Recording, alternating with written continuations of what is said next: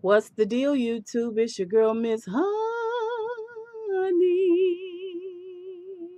Welcome back, welcome back, welcome back. You guys already know what this is. This is the second half of season 2 of Greenleaf. This is episode 9, The Bear.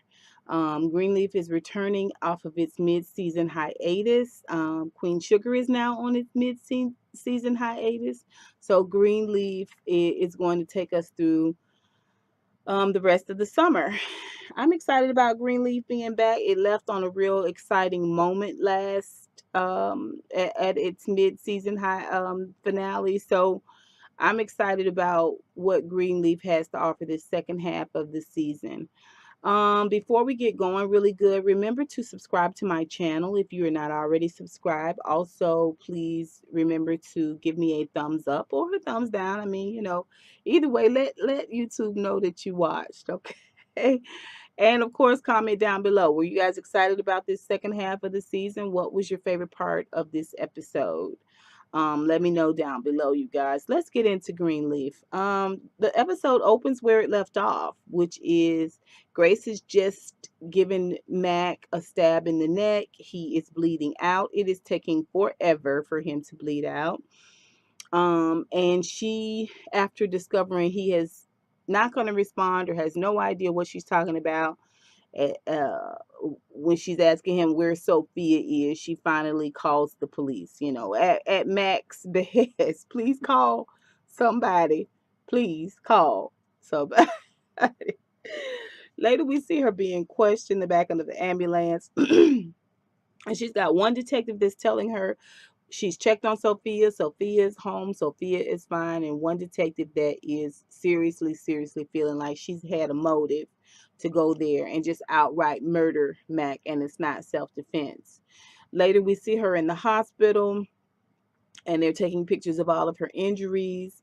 She is a bloody mess. This whole time, Grace is giving off this really guilty aura. I mean, yeah, you're going over there was the catalyst to getting Matt killed, but I'm not finna feel bad about killing somebody who's just choking me out a few minutes earlier. Like, whether I came at you wrong or not, you're not allowed to choke all of the life out of me. And I mean, and he was raping your sister, so I mean, get over it. You know what I'm saying? Get over it. And God knows who else. Countless of other women. Like, get over it. I don't know. Anyway, um, so she comes out of the hospital room after getting all of her pictures taken. She is a disheveled, bloody mess, and her dad gives her a hug right away. They've left Sophia at home. Lady May walks up, and Grace has her head down and her shoulders square, and she is prepared because Lady May is known for reprimands and chastisement, and just really, she's hard on Grace. And so Grace is looking, expecting it. And Lady May tells her, listen, I know this is what you're expecting, but I want you to know that I love you and that I'm glad that you're okay and that I don't blame you. I know that it was self-defense. And Grace is like, it really was, Mom. And she, just start, but they still, I mean, it's still this wedge there. It's still, these words have been said, but there's still not this embracing of one another. There's still this sort of standoffishness between the two of them. Later, we see Grace go home and she's talking to Sophia, and Sophia is glad to see her mom. She's glad that her mom is okay, but she still has a little bit of judgment for mom. Why would you go over there? You said you weren't going to go over there. You promised me you were going to leave that situation alone while I was looking for you. While I was with Zora. Well, why didn't you answer the phone? My phone died. Okay, but you still shouldn't have gone over there, Mama. You're going to go to jail. This is something else that adds to the pile of guilt that Grace already feels, right? Goes upstairs, gets a shower, gets into bed. The next morning, she's going to the office. I'm just like, what the? Girl, take a minute, lay down, have a seat. You know what I'm saying? You know what I'm saying? Stay in your pajamas today. It's okay, right? Like, yeah, you gotta go down to the police mom, but you gotta go to the office. She got a hat on and black hat on and all black, you know. I mean, you carrying yourself with shame. You're carrying yourself with guilt. Why are you even leaving the house like that? Like I don't even. Anyway. She comes in where Lady May and Bishop are having breakfast, and she's back to being a little girl. Lady May tells her, "Don't you flinch, don't you budge, don't you give an inch, don't you apologize." Grace is like, "I won't, Mama. I promise, I won't not do it."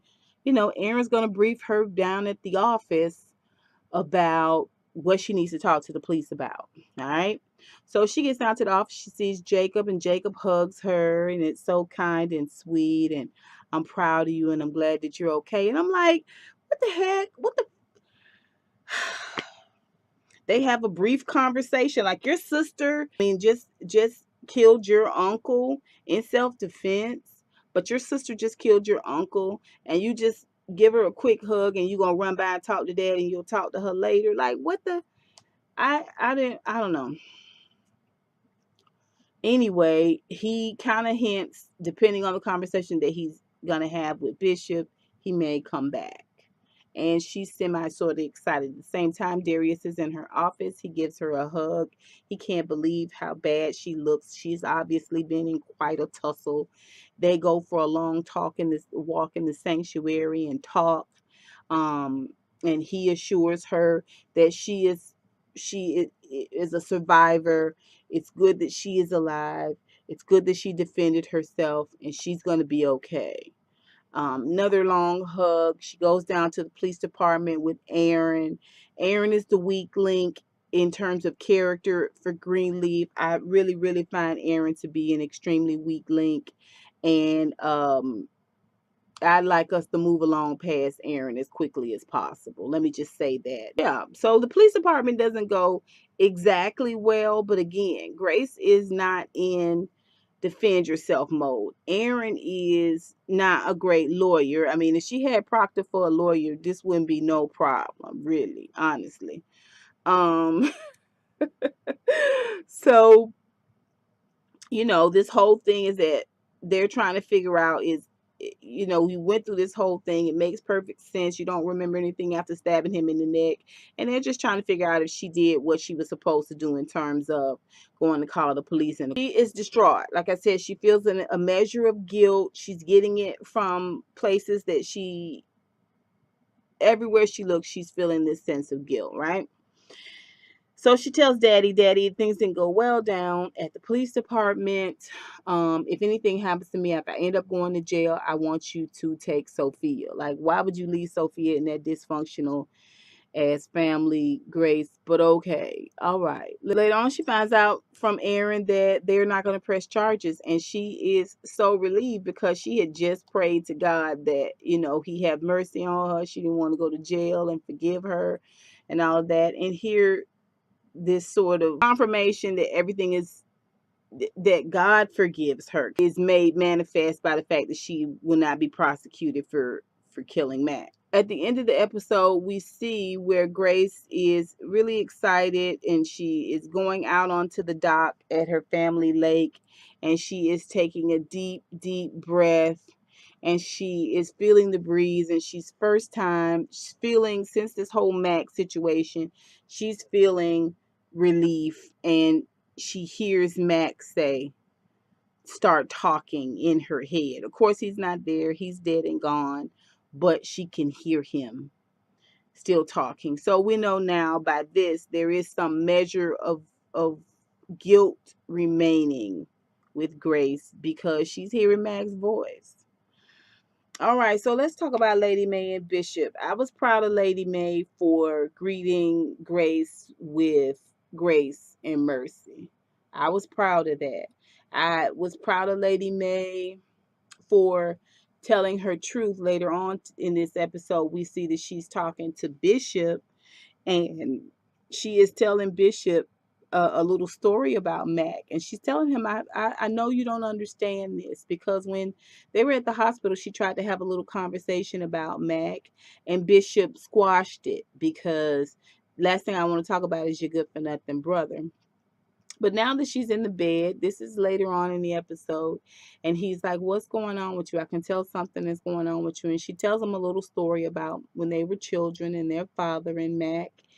And she said, "Mac used to be good. You know, I know you don't understand this, but I'm mourning Robert." She's calling him Robert.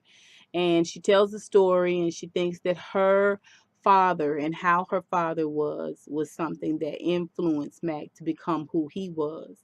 And in that moment, she tells Bishop that it happened to her too, that he did it to her too. Now, I'm not sure if she mean he as in Robert, y'all put that down below, Mac, or if she means he as in her father. We knew from um these last few episodes that her father had been molesting her, but I was confused. Was she saying that Mac had done it too? Or if it was she speaking specifically about her dad? I'm not sure.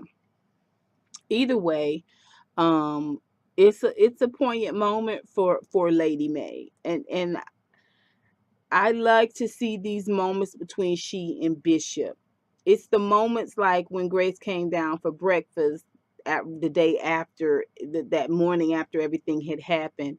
And she is in cover up mode because Bishop has a ton of emails in his inbox, and they've got to answer to the board, and they've got the old biddies, the ones that give the most in the tithes and the offering, questioning them about what's going on. And although Lady May is upset and distraught and broken just a little bit more in her spirit, because of everything that's happening. I mean, after all, her daughter killed her brother. Um, so you know, she's going into defense mode. This is what Lady May does best. Grace, don't you crack, don't you budge, don't you apologize. All right, you keep a strong face on. You know what I mean? This is what she's done all her life, and this is how she's advising Grace. Bishop is in rare form when it comes to Jacob. When Jacob comes down and tries to have this conversation with him about what the things that he has done to get back to Calvary, to make things right, to separate himself from skanks, uh his dad just looks at it and it just says, last time you was here, you and that, skanks. Y'all was this, that, and the third, and y'all was coming for my throat. And Jacob is like, I get that, I understand, but do you see what I'm trying to do? I'm trying to make things right. No, no, no, no, because what Lady May is to Grace in terms of reprimand and Grace always trying to seek her approval, that's the relationship that Jacob has with Bishop. Jacob is constantly trying to seek Bishop's approval, and Bishop holds it like it is something to be cherished and not given out easily, not even to his own kin, right? We see that Lady May tries to call Mavis, I guess, to tell her what's happening. Mavis is away. She doesn't bother to leave a voicemail for Mavis, and I think what it was is that she just wanted to talk to somebody who knew her, who knew Mac, who knew her dad, who knew the situation, somebody she could possibly talk to. And maybe Lady May was hoping that Mavis would answer and Mavis would be open to talking. She just seemed like she really needed to talk to her sister in that moment. Through this whole thing, Lady May did not want Charity to know. Charity is in upstate Tennessee. She did not want her to know. She didn't want to ruin her trip. So still trying to control everything. All right, let's move on to Charity and Kevin. Okay, so Charity is away. Kevin wakes up this second half of the season. Of course, he and Aaron got into the baby monitor bump on last episode, and they wake up in the bed together. And it's clear that when Kevin wakes up, that he also feels this sense of guilt. The baby monitor is going. He knows that the baby is up. He gets up, goes in, gets the baby up. He gets dressed, takes the baby downstairs that next morning, and leaves the baby with the housekeeper. And later on, we see Lady May with the baby. As soon as he gets to the office, Charity calls, and she wants to know how the baby is. And this is when he tells her, "Oh yeah, the baby's fine." Still, you can see this guilt with Kevin.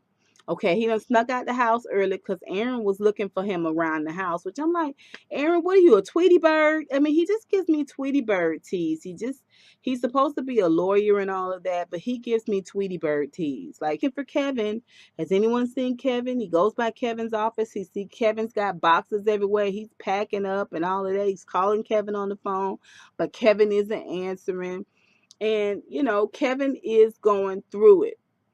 When Kevin tells Charity about the situation, she has a moment of breakdown.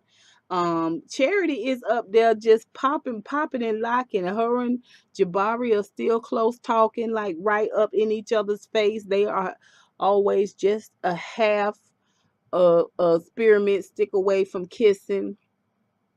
It's so obvious to me what's going on between the two of them. Like, I mean, anyway, he tells Charity she has this moment of breakdown. Of course, she immediately comes right back. Meanwhile, Kevin is back home. He's spinning out. He's at the office.